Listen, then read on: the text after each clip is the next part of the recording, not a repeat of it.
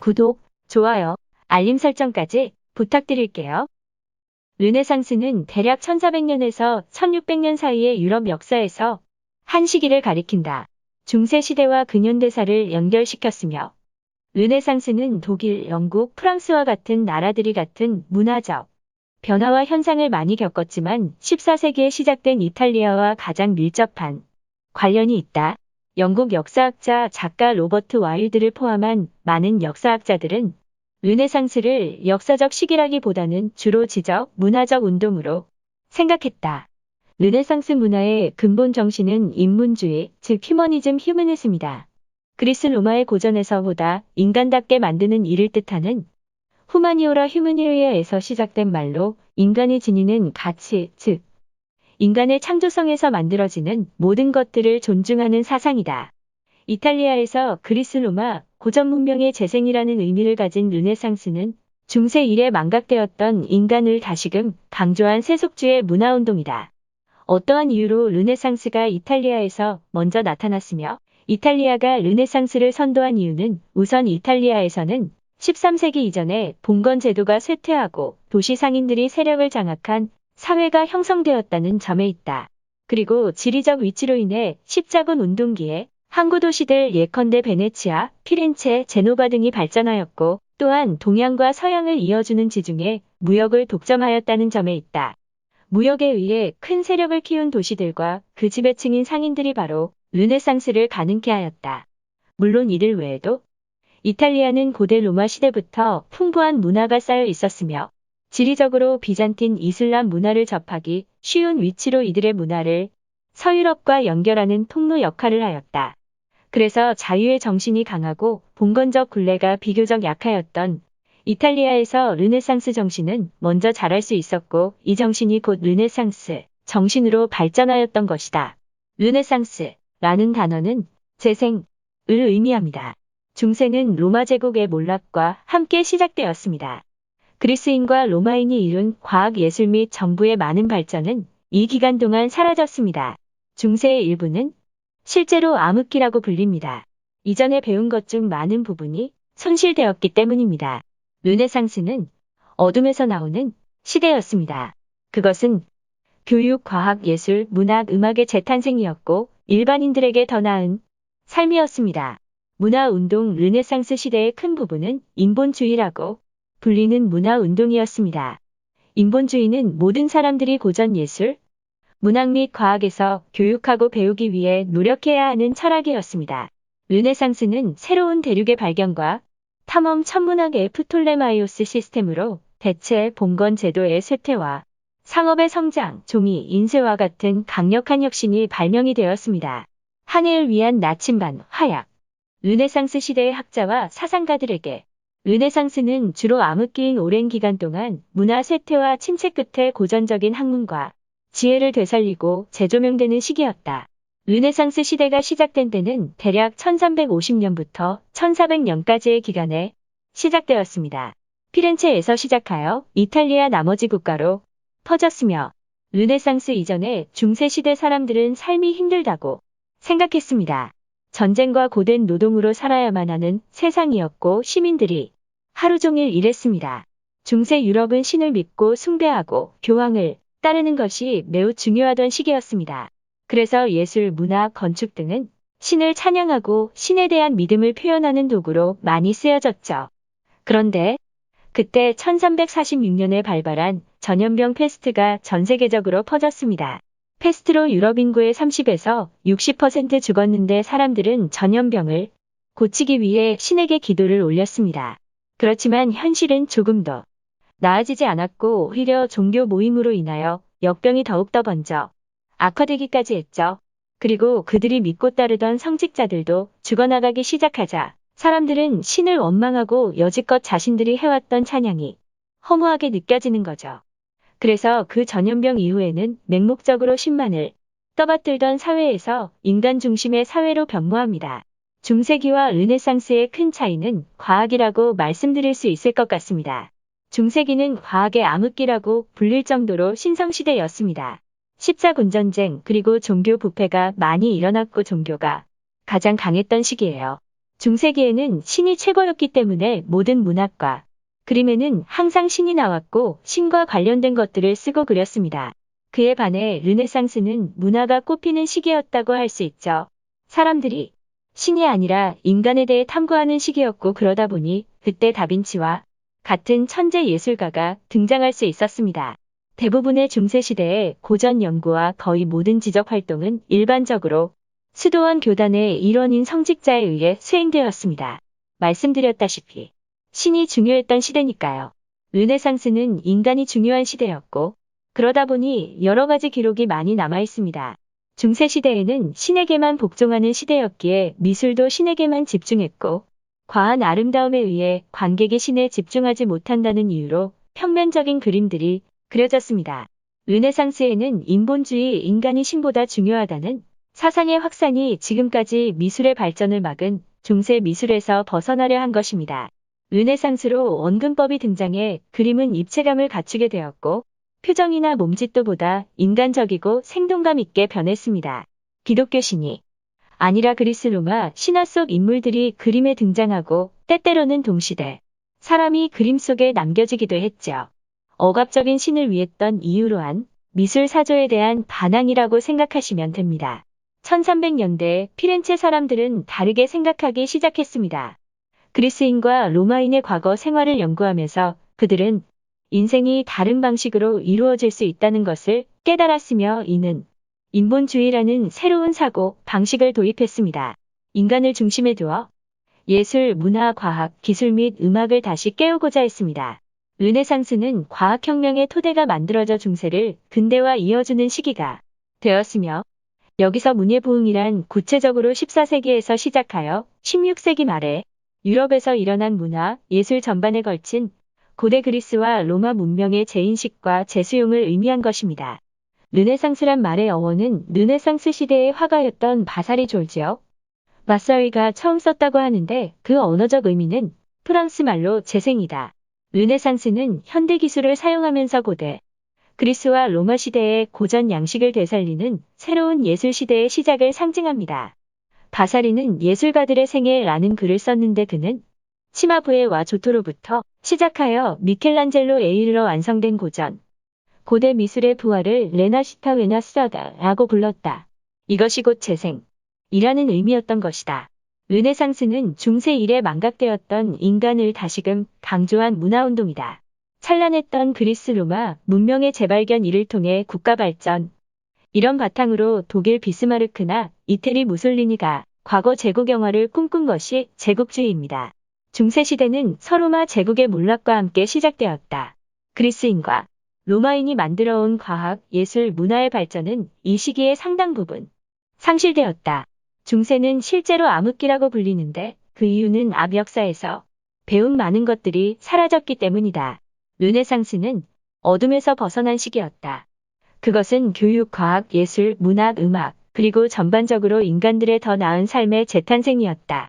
르네상스의 큰 부분은 휴머니즘이라고 불리는 문화운동이었다. 휴머니즘은 모든 사람들이 고전 예술, 문학, 과학에서 배워야 한다는 철학이었다.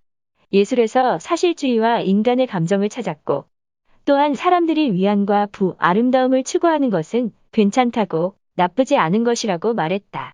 휴머니즘은 이탈리아에서 먼저 시작되었고 단테나 페트라르치 같은 사람들이 있었다. 고대 그리스 문화를 계승 발전시켰던 비잔틴 제국, 동로마 제국의 붕괴로 인해 전쟁을 피하기 위해 이탈리아로 피난하여 왔던 비잔틴 출신 학자와 기술자의 유입 그리고 그들이 지니고 온 책과 필사본 등이 그리스 문화를 이탈리아로 흡수된 점도 있습니다. 이는 휴머니즘에 큰 활력을 불어넣었습니다.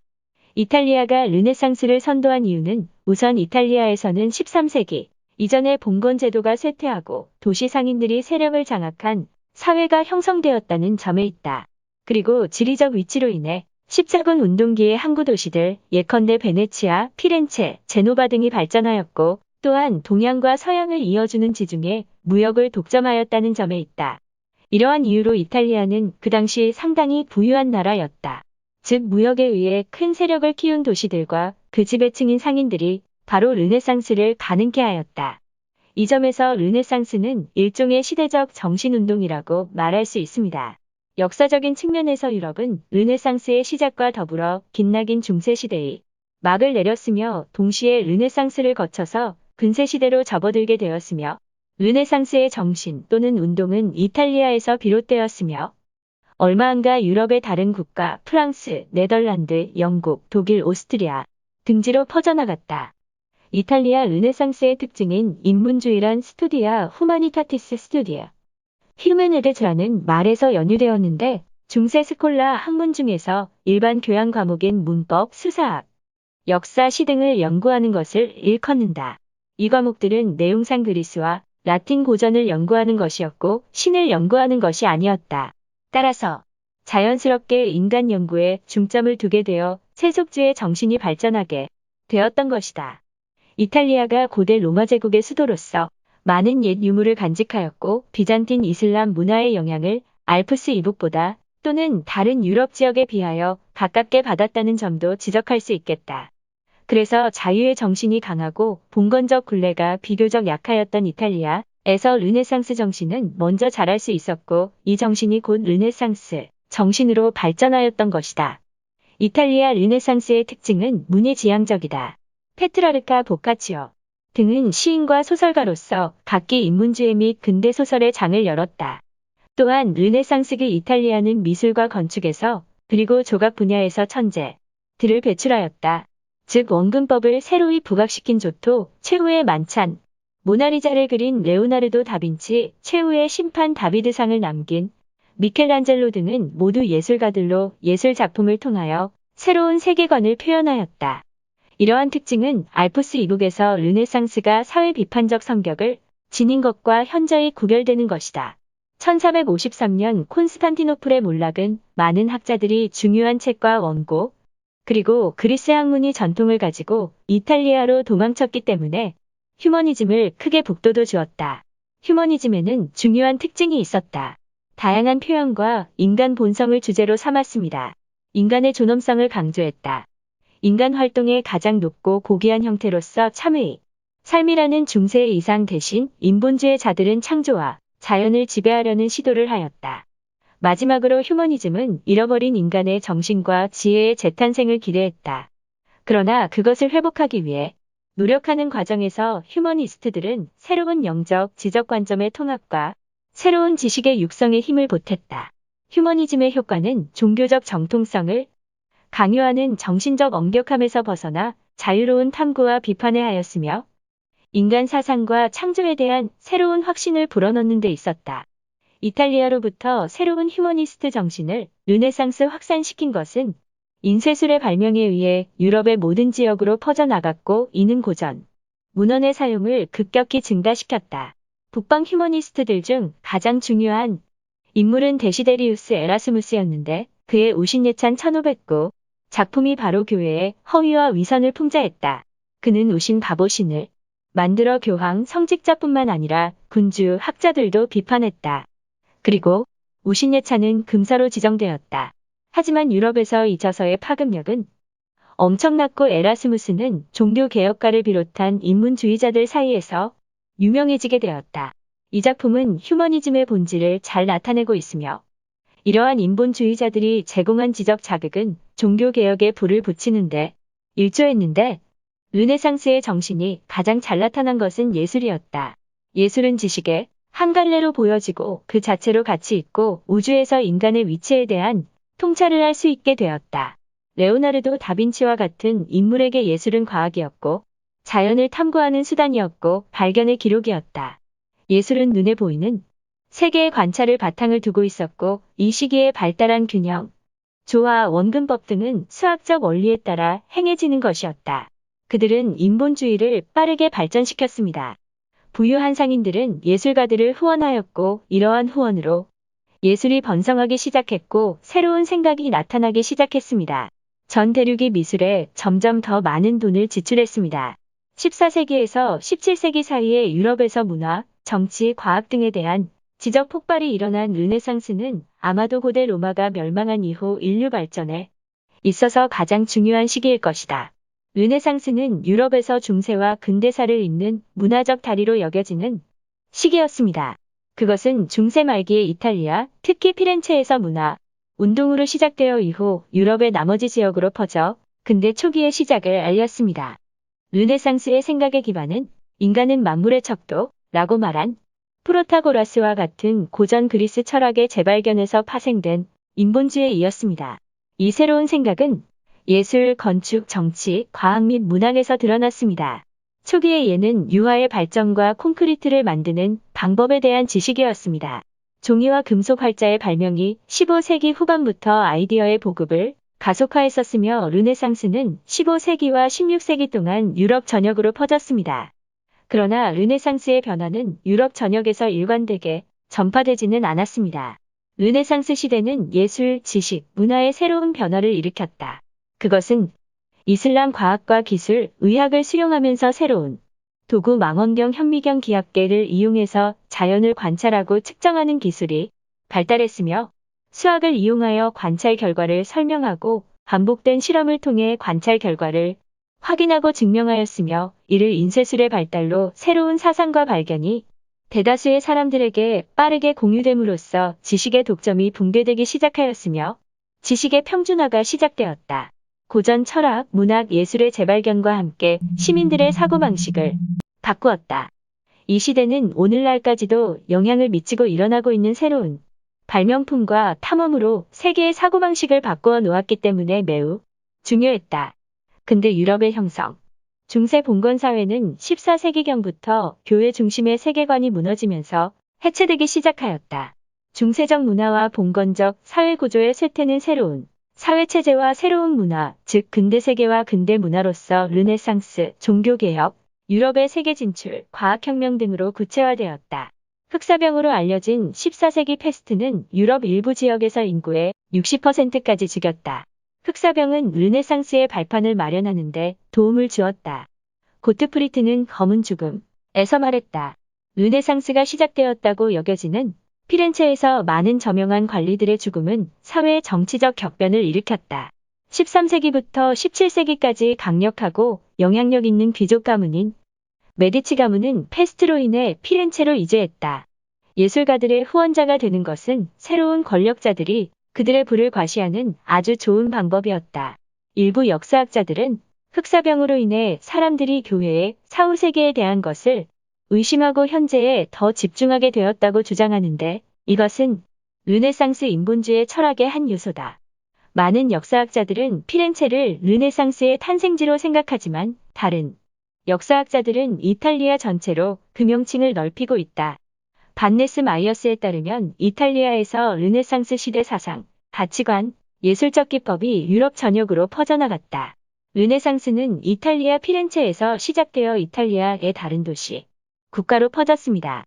이탈리아에서 시작된 이유 중 하나는 고전 역사가 살아있는 로마와 로마 제국의 역사 때문이었으며 이탈리아에서 시작된 또 다른 이유는 이탈리아는 매우 부유했고 부자들이 예술가와 천재를 지원하는데 기꺼이 돈을 아끼지 않았기 때문입니다. 르네상스 시대에는 전문가이고 여러 분야에서 재능이 있는 사람들이 있었습니다. 르네상스의 진정한 천재들인 레오나르도 다빈치는 화가, 조각가, 과학자, 발명가, 건축가, 엔지니어였습니다. 미켈란젤로 또한 뛰어난 화가, 조각가, 건축가였습니다. 르네상스 때 가장 유명한 그리스 철학자 중 한 사람은 플라톤이었습니다. 많은 사람들이 피렌체의 아카데미에서 플라톤에 관하여 공부했습니다. 베니스는 유리공예로 유명했고 밀라노는 철공으로 유명했습니다. 프랑스의 왕 프란시스 1세는 예술의 후원자였으며 르네상스 예술이 이탈리아에서 프랑스로 퍼지는 것을 도왔습니다. 예술가는 처음에는 장인으로 생각되었습니다. 그들은 작업장에서 일했고 길드에 속해 있었습니다. 르네상스 예술은 고전 예술의 영향을 많이 받았다고 버지니아 콕스는 이탈리아 르네상스의 짧은 역사에 썼습니다. 예술가들은 영감을 얻기 위해 그리스와 로마의 조각, 회화 및 장식 예술로 눈을 돌렸고 그들의 예술이 르네상스 인본주의 철학과 맞물렸기 때문입니다. 고전 예술과 르네상스 예술은 모두 인간의 아름다움과 자연의 중점을 두었습니다. 심지어 종교적인 작품에서도 인간의 삶을 사는 것과 감정을 보여주는 모습이 그려졌다. 원근감과 빛과 그림자 기술이 향상되었고 그림이 보다 입체적이고 사실적으로 보였다. 후원자들은 성공적인 르네상스 예술가들이 작업하고 새로운 기술을 개발할 수 있게 했습니다. 가톨릭 교회는 중세 시대의 대부분의 작품을 예술가에게 의뢰했으며 르네상스 시대에도 계속해서 그렇게 했지만 부유한 개인들도 중요한 후원자가 되었다고 폭스는 말합니다. 가장 유명한 후원자는 예술가들을 지원한 피렌체의 메디치 가문이었다. 그들은 15세기에서 16세기까지 예술을 후원했다. 16세기 메디치 가문은 미켈란젤로, 보디첼리, 레오나르도 다빈치 및 라파엘로가 같은 예술가를 지원했습니다. 피렌체는 르네상스 예술의 초기 발생지였으며 교황 레오 10세, 메디치는 야심찬 도시를 종교 건물과 예술로 가득 채웠습니다. 1490년대부터 1520년대까지 이 기간은 르네상스로 알려져 있습니다. 예술과 마찬가지로 르네상스의 음악적 혁신이 부분적으로 가능했던 것은 후원자가 가톨릭 교회만이 아닌 여러 곳으로 확대되었기 때문이다. 새로운 기술은 하프시코드와 바이올린을 포함한 몇 가지 새로운 악기를 발명하는 결과를 낳았으며 인쇄기는 악보가 더 널리 보급될 수 있도록 하였다. 르네상스 음악은 휴머니스트적 특성이 특징이다. 작곡가들은 음악을 듣는 사람에게 감정적으로 감동을 줄 수 있는 음악을 만드는 것을 목표로 삼았다. 그들은 가사를 좀 더 극적으로 작곡에 포함시키기 시작했고 음악과 시가 밀접하게 연결되어 있다고 생각했다. 르네상스 문학 역시 휴머니즘적 주제와 비극과 희극이라는 고전적 이상으로의 회귀가 특징이었다고 한다. 셰익스피어의 작품, 특히 햄릿이 이를 잘 보여주는 예다. 인간의 선택 의지, 삶의 비종교적 의미, 인간의 본질과 같은 주제가 수용되어 햄릿에 묻어있다. 르네상스 시대의 가장 보편적인 사회 변화는 봉건주의의 몰락과 자본주의 시장 경제의 부상이라고 에버네티는 말했다. 무역의 증가와 흑사병으로 인한 노동력 부족은 중산층을 낳았다. 노동자들은 임금과 좋은 생활 조건을 요구할 수 있었고 그래서 농노의 시대가 끝났다. 아버네티는 통치자들은 교회 없이도 권력을 유지할 수 있다는 것을 깨닫기 시작했으며 왕에게 봉사하는 기사와 영주를 섬기는 농민이 더 이상 없었습니다. 라고 아버네티는 돈을 갖는 것이 충성보다 더 중요해졌다고 말했다. 흑사병 무역의 증가, 중산층의 발달, 교황청을 로마에서 프랑스 남부 아비뇽으로 임시로 옮겨 1309에서 1377년 등 여러 가지 요인으로 인해 15세기가 시작되면서 가톨릭 교회의 영향력은 약화되고 있었다.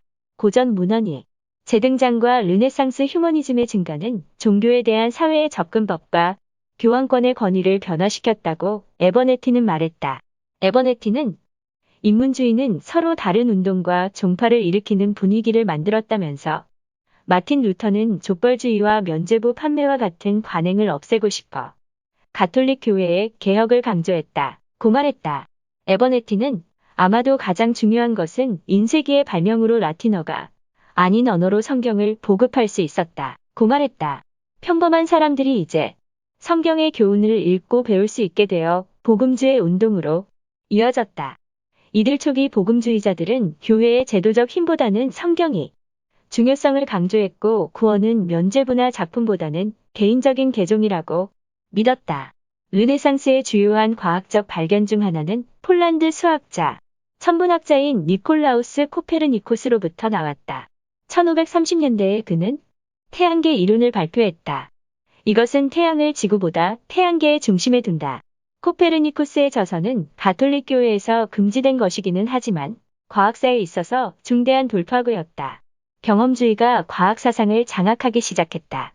에버네티는 과학자들은 경험과 실험에 의해 지도받았고 관찰을 통해 자연계를 조사하기 시작했다. 고 말했다. 이것은 과학과 종교의 차이를 보여주는 첫 번째 증거였습니다. 갈릴레오 갈릴레이는 과학 실험으로 인해 박해를 받은 주요 르네상스 과학자였습니다. 갈릴레오는 망원경을 개선하여 새로운 천체를 발견했으며 태양 중심이 되는 태양계라는 것을 알았습니다. 그는 중력에 대한 진자와 낙하물에 대한 운동 실험을 했습니다. 피사의 탑은 그 기울어진 모습과 갈릴레오의 중력 실험 때문에 세계적으로 유명하게 되었다. 하지만 탑에서의 중력 실험은 지어낸 허구일 가능성도 있다고 합니다. 가톨릭 교회는 그에게 생애의 마지막 9년을 가택연금으로 보내도록 했습니다. 르네상스는 고대 세계에서 현대로의 전환기였으며 아브네디는 계몽주의 시대의 탄생을 위한 토대를 제공했다. 고 말했다. 인쇄기와 같은 기술 발전뿐만 아니라 과학, 예술, 철학, 무역이 발전은 사회에 지속적인 인상을 남겼고 우리 현대 문화의 많은 요소들을 위한 발판을 마련했다. 르네상스 예술은 세 사람의 유명한 인물이 중심이 되었다. 레오나르도 다빈치, 미켈란젤로, 라파엘이다. 레오나르도는 당시 위대한 예술가로 인정받았지만 해부학, 비행의 본질, 동식물의 구조에 대한 끊임없는 연구를 하였다. 그의 명성은 모나리자, 앙굴의 성처녀, 그리고 프레스코와인 최후의 만찬 등 몇 편의 완성된 작품들이 있다. 미켈란젤로는 자신을 조각가로 생각했지만 그의 가장 잘 알려진 작품은 바티칸 시스티나 성당의 거대한 천장 프레스코다. 1508년부터 1512년까지 4년 만에 완성되었으며 전통적인 기독교 신학과 네오플라토닉 사상을 융합한 놀랍도록 복잡하지만 철학적으로 통일된 구성을 갖추었다. 라파엘의 가장 위대한 작품인 아테네 학당 1508에서 11는 미켈란젤로가 시스티나 성당에서 작업하던 시기의 바티칸에서 그려졌다. 이 대형 프레스코 화에서 라파엘로는 아리스토텔레스와 플라톤 학파의 대표자들을 모았습니다. 미켈란젤로의 걸작의 빽빽하고 격동적인 표면 대신에 라파엘은 조용히 대화를 나누는 철학자와 예술가 그룹을 아치형 천장이 멀리 있도록 배치했습니다. 라파엘은 처음에 레오나르도의 영향을 받았고 그는 피라미드 구성과 고전적 조화라는 점에서 레오나르도와 달랐습니다. 르네상스 건축의 창시자는 도나토 브라만테 1444에서 1514로 그는 55세 때인 1499년 로마에 왔다. 그의 첫 로마 걸작인 1502에서는 고전적인 사원 건축물을 회상하는 중앙 집중식 동 구조다. 단정한 비례와 조화 있는 공간 구성으로 아름다운 상승감을 자아내고 있다. 교황 줄리어스 2세 1503에서 13 통치는 브라만테를 교황 건축가로 임명했고 베드로 성당 재건 공사 1506개시를 시작하였다. 그러나 이 프로젝트는 브라만테가 죽은 지 한참이 지나서야 완성되었다. 르네상스는 이탈리아에서 비롯하여 점차 북유럽으로 전파되었다. 중세의 신중심 세계관을 인간 중심의 세계관으로 대체시킨 르네상스는 근대 문화를 여는 열쇠였다. 루터의 종교개혁은 천여 년 동안 지속되었던 가톨릭 교회의 권위를 부정하고 오직 성경과 신앙의 우위를 확립하려는 신앙운동으로부터 출발하였으나 정치적 운동과 결부되어 많은 권력투쟁에 요인이 되었으며 신앙 수호라는 미명 아래 많은 생명들이 희생되었다.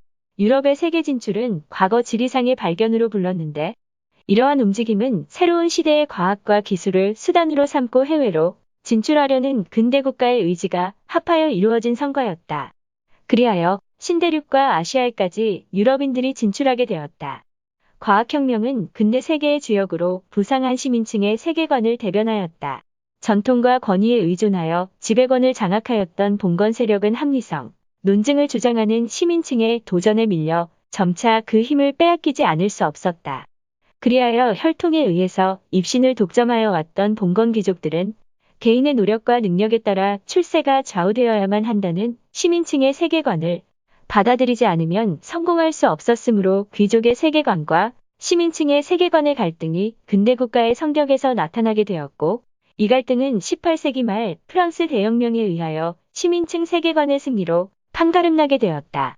프랑스 혁명에 의하여 근대 세계의 성격은 중세 봉건적 세계관을 해체시켰다.